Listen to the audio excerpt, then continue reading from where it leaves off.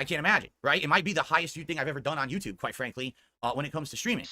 I know this because this has been my history on YouTube. Seriously, it's been, oh, you're high, then a low, low, then a high, then a low, low. It sucks that, you feel like you're on that momentum and it could all be just taken away from you. Like my detractors are so obsessive. They obsessed about me for 10 years to the point where they've gotten me to a corner where they know the only way that I can prove my innocence is to just put myself at further risk and hurt me even further. That's what they want.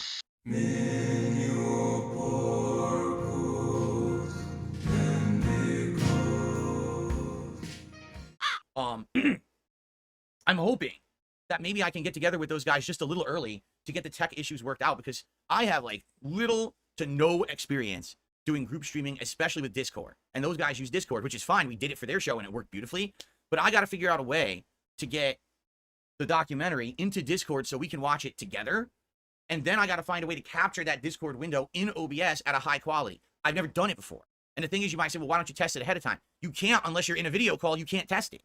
So I need to be in a video call with them to actually test this in my setup. So hopefully they'll be able to join me a little bit on the earlier side. I already asked them if they could join like maybe like 20, 30 minutes earlier. We won't go live yet. We'll just set up all the technical end. I'm sure that most of you are familiar with Discord, so I'm sure I don't have to inform you of just how easy it is to share a screen over Discord and be in a video call. But for those of you who aren't, it's one of Discord's primary functions. They make it very straightforward, understandable, and just overall an incredibly easy experience. I have no idea how he can be so helpless when it comes to the most basic of programs, because it's really akin to opening the phone app and not understanding how to navigate it enough to make a phone call. Of course, despite not knowing the basic functions of the program, DSP already magically knows exactly how he has to set it up and why he couldn't possibly do a test run to ensure everything is correct on his end. Mind you, all he would have to do to try and test this out is to call one of his mods over Discord and try and share his screen. Something that I'm sure that he's done in the past, given that there was an entire mod Discord at one point. It requires little to no time and would allow him that peace of mind, but for some strange reason, it's an impossible task, and unfortunately for DSP, this will come back later on, during the event, imagine that, to bite him in the ass.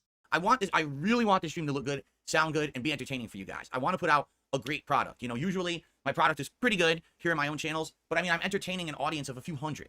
In this case, I guarantee you, we're going to have an audience of a few thousand. If me being on their show got 5,000 viewers, can you imagine how many views it's going to be when we are all together watching this documentary? I can't imagine, right? It might be the highest viewed thing I've ever done on YouTube, quite frankly, when it comes to streaming. So, I want to get it, good for you guys. I hope we can work that out, and it's going to be exciting. That was a really weird way to say that. It started off promising, don't get me wrong. He was saying how he wants to make this stream the best it can be for the audience. Strange given that he can't do the very basic act of testing the setup, but that's less important now, because he immediately follows this up by acknowledging that his streams are only pretty good generally, and that he is making the extra effort this time because of the importance of the event and how many people could potentially be there. And it's at this part that I'm torn, because I really would love to give DSP a little bit of credit and appreciate that he is at least pretending to want to do better and rise to the occasion, but I just can't. I can't, because I'm just left asking a bunch of questions. Why does it take a special event for him to make some of these changes? Why is he dolling himself up for this new audience, all the while his normal audience gets the same regurgitated slop day after day? Were they not good enough? And after thinking about any of those questions for any amount of time, you just can't help but see all of the slime and grease being exposed as you realize this is just DSP yet again conning his way into a windfall. Basically, here's the deal. The documentary is 90 minutes long. I have put a 4-hour block of my time. If we start at 6, you figure an hour and a half. I know we're going to be pausing it constantly. I know we're going to be adding tons of commentary to it, okay? Hopefully we'll finish it by 10 p.m. because I can't go much later than that. I just can't, my wife has to work the next day and everything. So I'm figuring 4 hours for a 90-minute documentary. I think we'll get through it. It's going to be fascinating. The thing is, these guys, Kino Casino guys, know way more than me about Rich. I don't follow Rich. I want to explain this. This guy has stalked me at my every move. He has made fun of me, criticized me at every moment for content for the last decade. I literally don't know anything about the guy outside of a few things I hear when you guys talk about him. Every once in a while, there's a nasty video about me, and yeah, it'll get into my feed and I'll watch it. But I don't know anything about this guy at all. This is like educational for me. So I can't wait to watch it and add my own take on what I think about this guy's history. Did you happen to catch that? Some of you more eagle-eared styles out there probably did, but I'll go ahead and rewind it for those of you who didn't, because it stuck out to me like a sore thumb. Every once in a while, there's a nasty video about me, and yeah, it'll get into my feed, and I'll watch it. Yes, sir, you heard that right. After all that talking, all that yapping he did about how he doesn't know anything about RTU and how he doesn't know any of his drama or have any info about the guy, he outright admits that not only do his flying monkeys come back to him with information, but he also watches the content himself when it comes across his feed. Now, we've heard what DSP's feed looks like on YouTube. He's told us countless times that it's all drama, it's all nonsense about other creators, and he's disgusted by it. It goes without saying that his feed looks like this for a reason, and it seems we may have found that reason. I just wonder how many of those videos he's seen, because Rich has been talking about him for quite a long time now, and I know that quite a few different clips had to have passed right through Phil's feed over the years. So if you add all of the info his flying monkeys feed him, and the videos he watches on his own time, and the information that he's gathered from Kino, I find it very difficult to believe that he doesn't, or rather didn't at the time, know anything about Dickers and the shit show that is his life. I'm not at all surprised to hear DSP lying about this, though. This really is just par for the course with him. He loves to pretend that he doesn't enjoy any of the drama name calling on the internet when everybody knows that he secretly revels in it, and it's his favorite type of content to make. It's going to be fascinating, to say the least, okay? But I think it's going to be entertaining for all, and I hope that you'll join us tomorrow live. If not, like I said, it'll be on demand right after the fact. Certainly, if you enjoy the show, since I am demonetizing it, I would ask if you could support in some other way. It would be amazing if you could. I'm not saying it's mandatory. It totally isn't. But obviously with me, taking ads off, it means that the only potential that I really have to make anything on that show would be, willing contributions like super chats or memberships or gifted memberships or tips. So hopefully that will go well, being that I'm going to be doing the stream demonetized, okay? It's always so funny to me that DSP has to clarify during his begs that support is in fact not mandatory. It's just amusing because I don't think that I've ever heard another content creator have to clarify that that's the case, despite having heard a lot of other content creators mention support from the audience. This is also another one of those changes that I find incredibly disrespectful to his long-term dens. They suffer through incessant ads daily, but the one time there'll be, for sure, Kino fans there, they get the ad-free experience. I just don't know how any of the dens could have taken this sitting down. I know some of them literally cannot stand up, no disrespect intended of course, but this is incredibly disrespectful and should have been called out by viewers. And I'm unsure whether or not to attribute the lack of pushback to the Kino enjoyers in chat or the LARPers that were in chat, but I did not see any sort of pushback at all. I guess we can just add this to the laundry list of L's that the dens have been holding for as long as they've existed. But that's it. So we're all excited for this, right? And then, depending on how it goes and everything, yeah, those guys have already, asked me, would I do potential future collaborations? Would I be on their show again? Could they have other guests that have always wanted to talk to me be on their show to have real conversations rather than just attack sessions on me? And the answer is, yes, I'm interested in that. Yes, I'm absolutely positively interested in that, okay? I don't see why I wouldn't be. This is something that I've asked for years, to just be treated like a human rather than a whipping boy or a meme. And it seems like no one was willing to give me a chance at that until Kino Casino. So yes, absolutely, you will likely see us do future stuff. Now, I don't know how often. Again, I said this last time. I don't want to make it so common that it's not special anymore. If I'm doing it once a week, then it's not special, right? We want to time it out so that way it's spaced out and there's fun stuff going on. But it's not you see me over there all the time or you see them over here all the time. You know what I'm saying?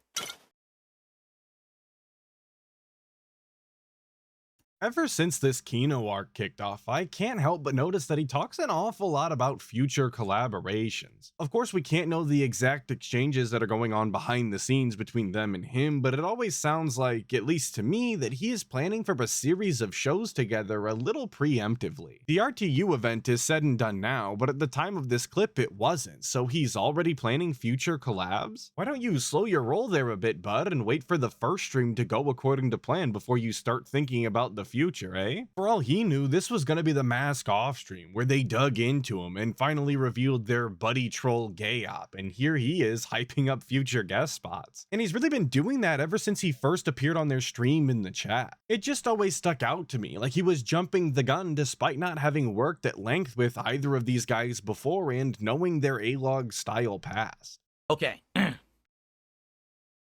All right, we cool? All right. First thing I want to talk about, now that we got the Kino Casino thing and the co-op out of the way for tomorrow, FYI, clips on this channel so far have been a big success. What am I talking about?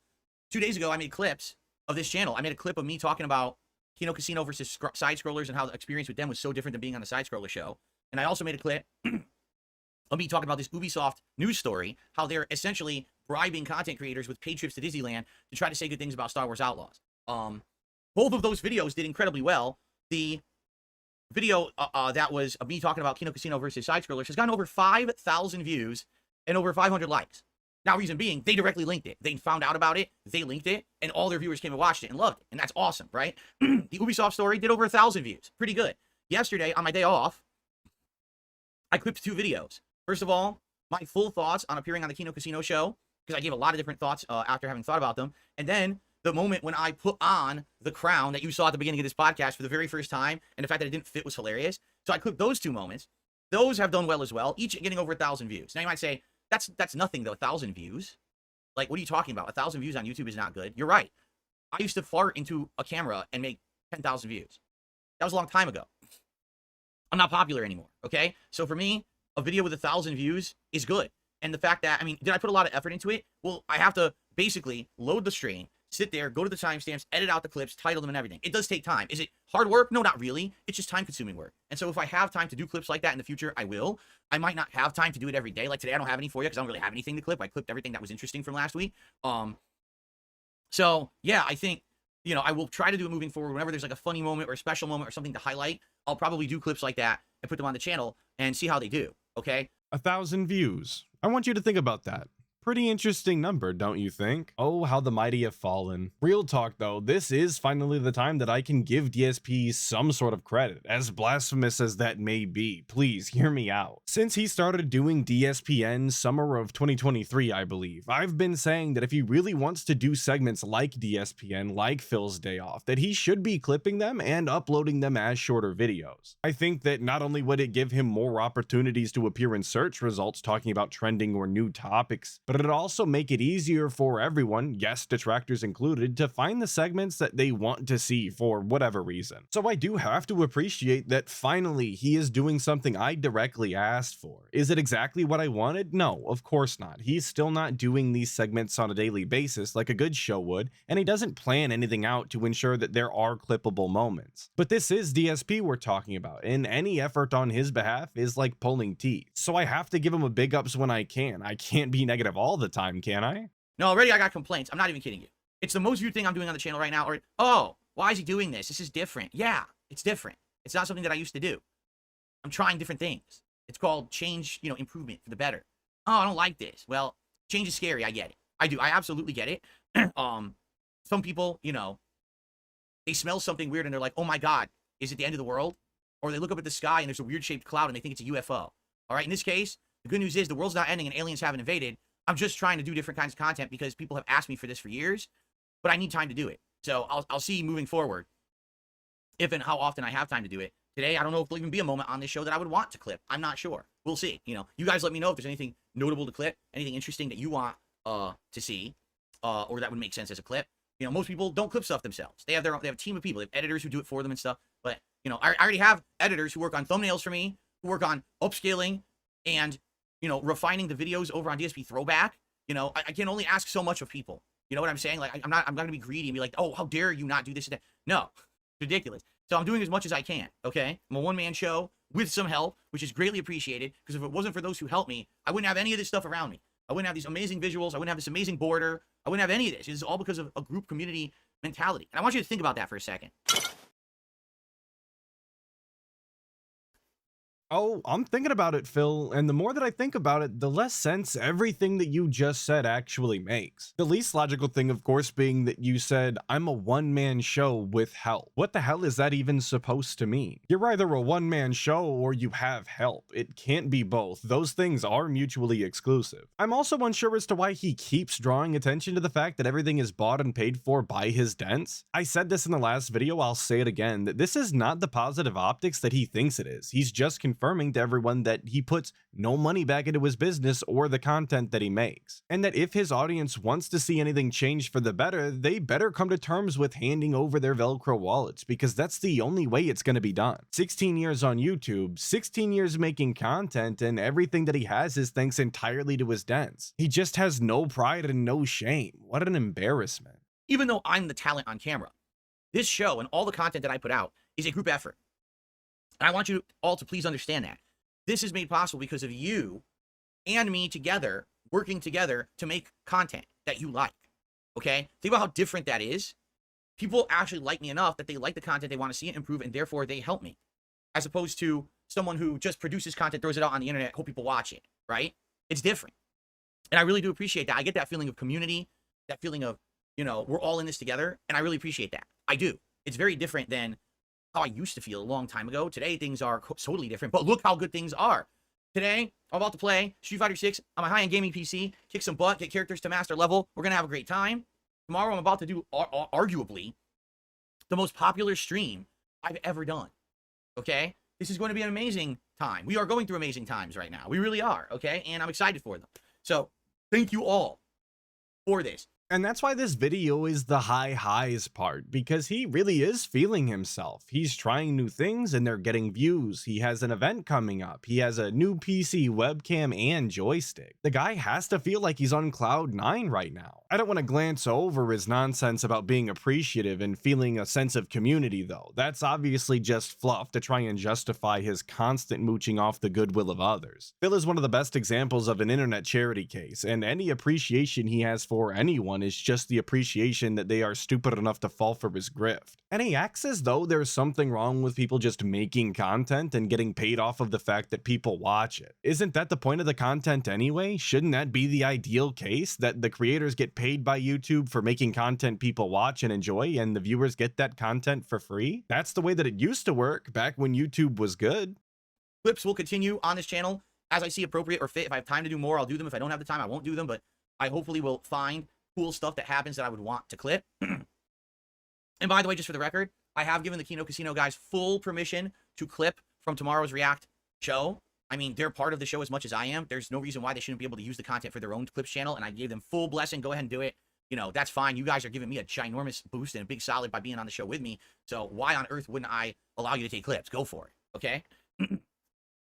I'm sure they appreciate the blessing bestowed upon them from the king, as if clipping DSP was something that anyone needs express permission to do. I am unsure, on the other hand, whether or not this was just a kind gesture to clarify that to them, or if he legitimately thinks that they should get his permission if they intend to clip. But either way, it really didn't need to be said on the stream and could have been left out. And that's not the first time that he said this on the stream either. He's said in the previous pre-streams that he has given them permission, again, as if they needed it. Now, despite how good Phil is feeling with all of his new gadgets and an upcoming event, of course there has to be something to bring DSP back down to reality, and luckily that thing was brought up before long, so let's look at that.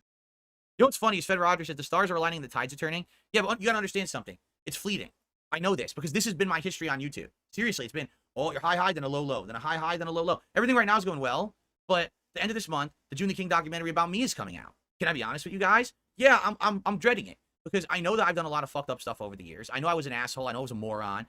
All the dumb shit I've done. And now it's all going to come to light again. It's all going to be highlighted again. You're going to have every content creator watching this 4-hour documentary and completely destroying me.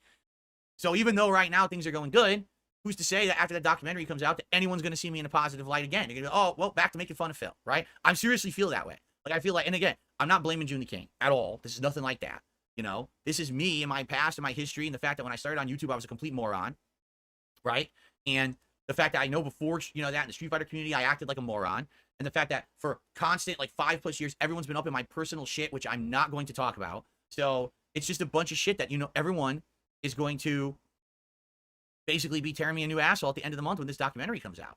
You know what I'm saying? And there's no one to blame for that but him. It really is just the consequences of his own actions, and he deserves every negative thing said about him. Knowing, though, that he feels this way about his own doc, how could he possibly justify watching Rich's without any hesitation? Not only without hesitation, but going as far as to make it a collab event with Rich's #1 ops. Had I not already been hoping for DSP's comeuppance already, I most definitely would be now, as this is just hypocritical. Does he not think that RTU feels the same way about some of his actions that he's taken in the past? Does he not think that RTU is tired of dealing with all of his own drama? Yet he continued with the event. He even concocted an incredibly cringe gimmick involving casino chips, as if the audience was gonna eat that up. He just sounds so goddamn stupid, hyping up this event just to whine and cry about his own upcoming expose.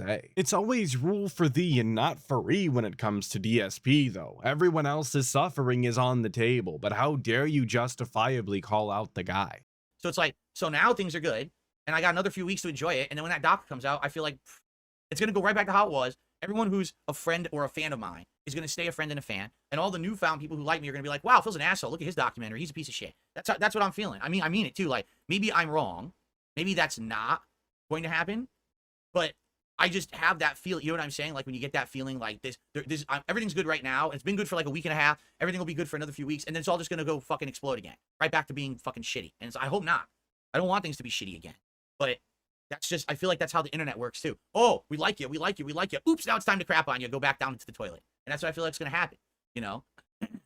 Did he say his friends will still like him? Brother, what friends are you talking about? You don't know anybody. And I don't mean that in an exaggerated or cruel way, it's just factually accurate. The guy leaves his house once a week and he never talks about hanging with people IRL, and all of his online interactions are either with the casino or LARPers trying to get unbanned in his emails. So again, what friends is he even referencing? That aside, isn't it telling that despite his newfound wave of positivity that he still fears it'll all be over after the doc releases? I mean, surprise, surprise, when people find out that you're a lying, scamming scumbag, they no longer like you or want to be associated with you. I know that's so shocking. But if people were made aware of your past and they switch up on you, I don't think the problem is them. I don't think that the issue is with anyone other than DSP, actually. How dare he sit here and cry everyone a river because people are allowed to make their own judgments based off of the information that they're presented about him. All he had to do was behave himself online. Was that really too much to ask? You know, now that I'm thinking about it, actually, given how many classic YouTubers have gotten outed or are currently getting outed for shady shit in the past, it may appear that it was in fact too much to ask, as sad as that is to say. I don't know. I guess we're going to find out. So, but anyway, yeah. I mean, I don't like to be a negative Nancy about it and everything, but I do. Like, I'm feeling kind of like bummed because like right now I'm having a good time, but I feel like it's fleeting. I don't feel like it's going to last. I feel like this newfound positivity around me will be gone within a few weeks when the documentary comes out. But that's me being honest. All right. You guys, I'm sure you could have a different take, but that's my take on it, is that popularity is fleeting. And for me, it's always been like this. So I'm used to it. Like, me not having the added popularity I just got in the last week, if it all goes away, I'm not going to go anywhere. I'm still going to make content. I'm still going to be me. But it sucks that, you know, you feel like you're on that momentum and it could all be just taken away from you.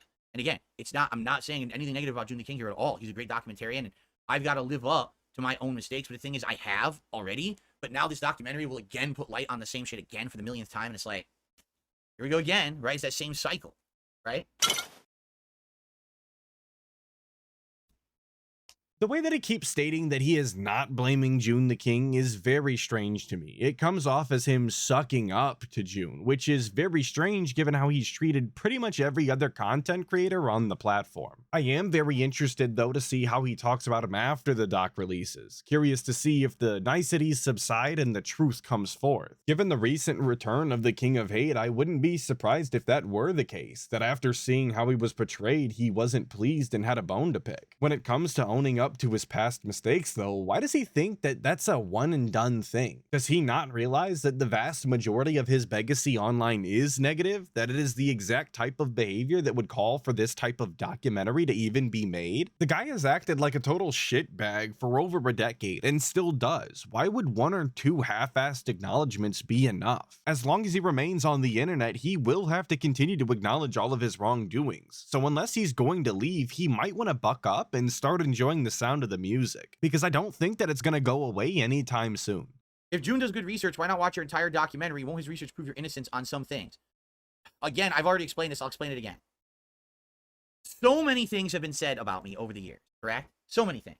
Some of them have been disproven. Some of them have not. All right? The things that they want to hyper-focus on, all right, are the things that they know. The only way that I could disprove some of the things people have said about me about finances, my bankruptcy, mobile games, etc., is to basically show you all this personal information that is so hypersensitive, it would expose me to rampant malicious activities. Okay? I can't open my bank account and show it to you, right? That would be suicide. I'm not stupid, correct? Even if I showed it to you anyway, everyone could just say it's fake. So I literally have been backed into a situation where if I prove my innocence, okay, half the people won't care because they'll say I faked it anyway. And the other half will be like, oh, that's great, he faked his innocence. Oops, but now all that information was used to hurt him, right? So literally, there is no way for me to clear my name at all. And even if I attempted to do so, I would be personally hurting myself, All right. You had that opportunity, though, in a far safer environment. Stuttering Craig, as much as you detest him now, offered you that chance to clear your name, at least on the WWE Champions front. All you had to do was send a screenshot when requested of your account name in the game. Not a screenshot of your financials or personal records, but a screenshot of the name on the account. For some strange reason, though, you couldn't do that, and no matter how you or any other dent try to spin it, the only reason that makes a modicum of sense is that it would have proven everyone right. Once again, he put himself in this corner. He let everyone know that he had a mobile game addiction. He names himself the same exact thing on every website and service, making it easier to track him. And he refused to send the screenshot, despite, at the time, believing that Craig was being fair. The biggest issue that he takes with the documentary is undoubtedly the most damning part of the entire story, and for good reason. The fact that he refuses to address it any further or even watch that section on his own stream only incriminates him further in my eyes, and I'm sure many other people's as well. And if you believe what he says, that's the exact opposite of what he wants to happen, so this is completely counterproductive. This is me telling you this after speaking with lawyers. You understand me? This is not just me from my, oh, this is my take. This is the take of legal authorities who know the reality of the situation. They've seen everything. They've seen the situation with the harassment I've gotten, what people have said, things posted on Kiwi Farms, all the shit. They've seen it. And the authority has said, you are in a position, you're much better off staying where you are, doing what you're doing, and just not putting yourself at any further personal risk. There's no reason to. You don't have to. There's nothing that would benefit you from doing it. You understand? For you, someone who's in a drama sphere, who listens to everything my detractors say, you might think that the most important thing ever would be to show you my phone and my accounts and everything. It doesn't matter. That shit has nothing to do with my content. It has nothing to do with my business at all. If you like me and my content, continue to come by, enjoy, and support it, and that's all you have to care about. Why do you care about my personal finances? Why do you care about mobile games I play? Why do you care about any of that? It doesn't affect anything. Literally, it doesn't. But this obsessed group of weirdos have acted like it's some kind of an important issue at the forefront of all existence. It's not. Again, legal authorities have told me there's no reason for you to ever bring this shit up. It doesn't, you know what I'm saying? It's not going to help anything or affect anything.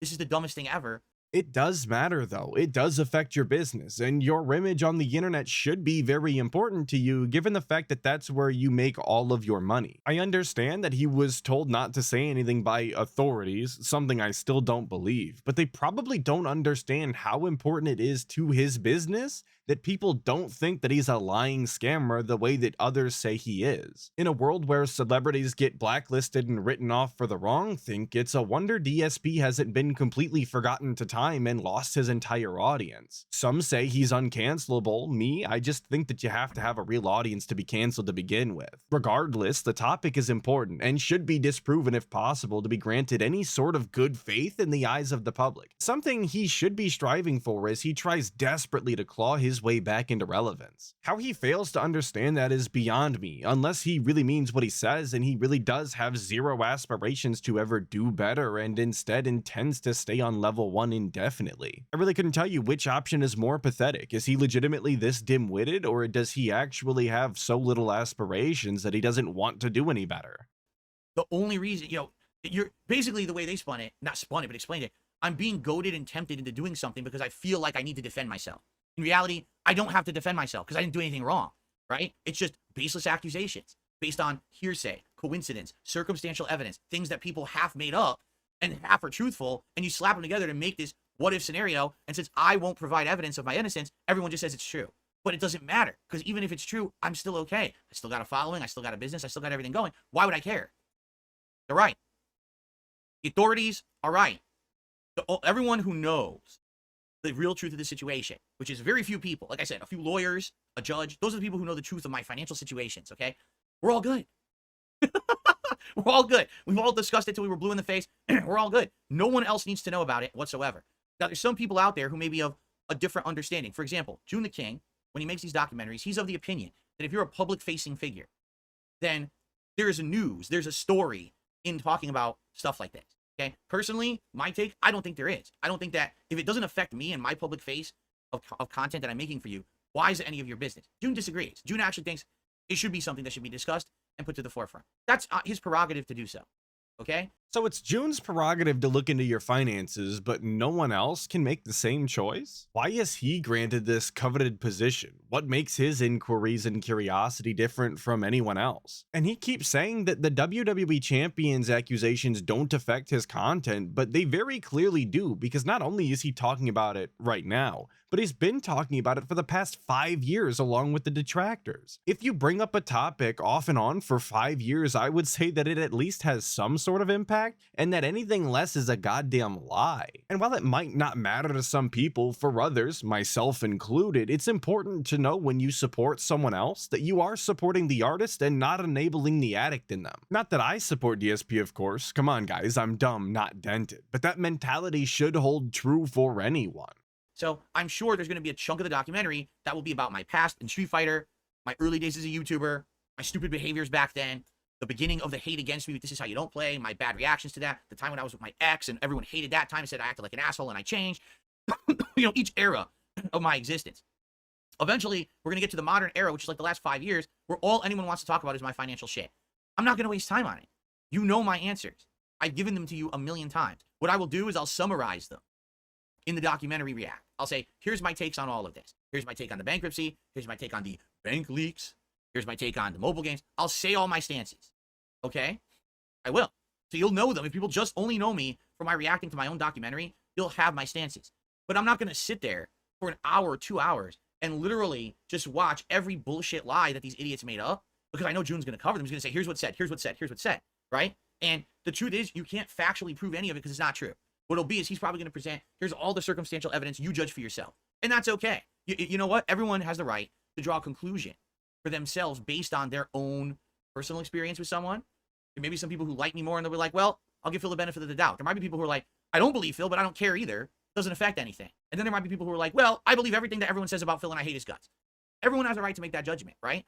But why am I going to waste my own time, hours of my own time, watching and reacting to that when I'm just going to say, I'm literally going to say, well, that's not true. Well, Phil, can you have evidence? I can't show you evidence. It exposes private information. Well, then what's your point of your reacting? I don't know. I don't know why I'm watching it. There's no point, right? You know what I'm saying? The point, at least I would hope, is to showcase the entire documentary and not obscure some details of your history simply because you don't like the way it's being portrayed. Because as his plan stands now, it seems like he will not allow his audience to see the objective side of the story when it comes to the WWEC, and instead just make excuses and cope about everything and simply move on. Of course, if anyone was really curious, they could go watch the doc themselves, but isn't it far more incriminating to just not show it? When you tear a man's tongue out, you're not proving him a liar, you're only telling the world that you fear what he might say, and I think that that holds true here with DSP. Like my detractors are so obsessive. They obsessed about me for 10 years to the point where they've gotten me to a corner where they know the only way that I can prove my innocence is to just put myself at further risk and hurt me even further. That's what they want. That's literally what they want. So I'm not going to give them what they want. I'd rather have the world think I'm some moron who spends money on mobile games rather than, put everything else at risk by putting my personal information out there. That's why I'm not going to do it. And that's why if we get to that point in the documentary, it's going to be 4 hours. So I'm going to be splitting it up over the course of probably a week of reacting on night streams or whatever.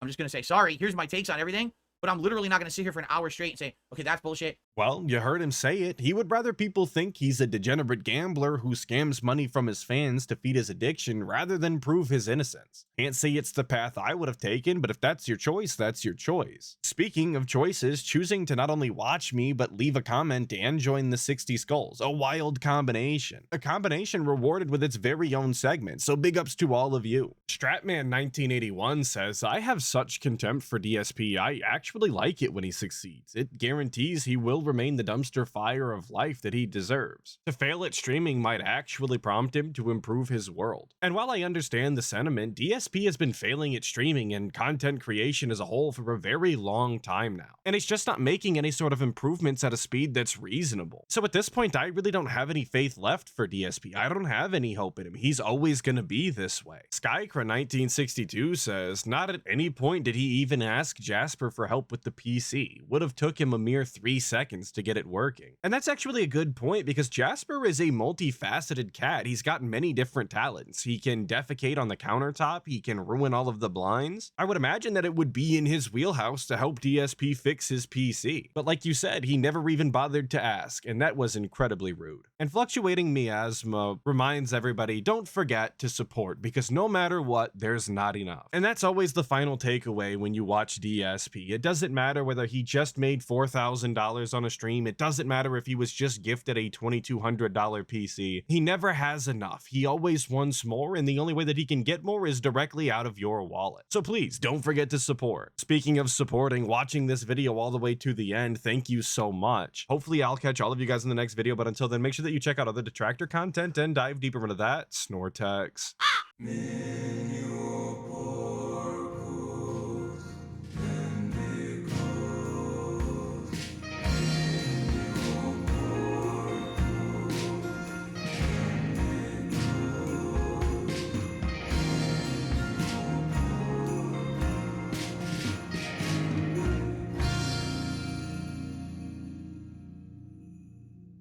Oh, you're high, high, then a low, low, then a high, high, then a low, low.